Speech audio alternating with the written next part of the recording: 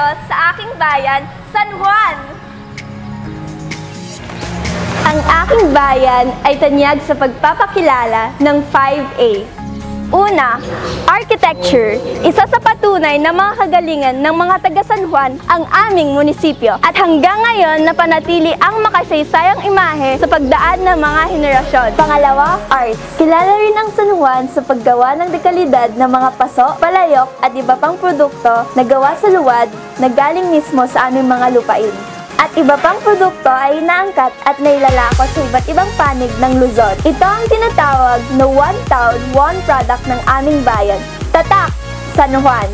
Pangatlo, adventure. Marahiganteng alon, sariwang hangin, at malinis na dalampasigan. Kaya tinaguriang the surfing capital of the North. Isang rason upang tumaas ang bahagdan ng turismo ng La Union. At kamakailan lang ay naging isa sa mga napiling pinagdausan ng 30th Southeast Asian Games, na kung saan isa sa aking kababayan ang tinaya ang kanyang buhay at pagkakuha ng gintong medalya upang masagip ang isang atleta mula sa Indonesia.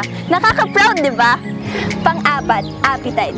Likas sa ating mga Pilipino ang paghumaling sa pagkain at syempre hindi tayo pahuhuli dyan. Naisip ng aking bayan na pagsamahin ang dalawang pinakakinahihiligang pagkain, ang seafood at adobo, at tinawag namin itong Seafoodobo.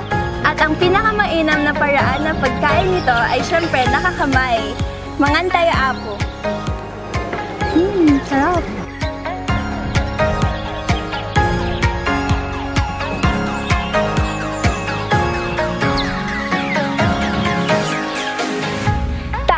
Nagkakaroon ng paligsahan sa bawat barangay at paralan sa paggawa ng Eco Park bilang pagkilala sa pagtatanim at pagpapahalaga sa agrikultura. Gaya ng nanalo ang Balbalosa Elementary School.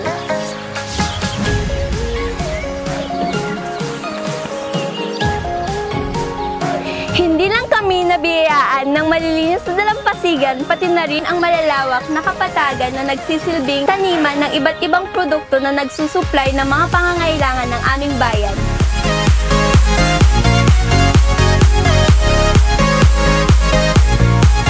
Architecture, arts, adventure,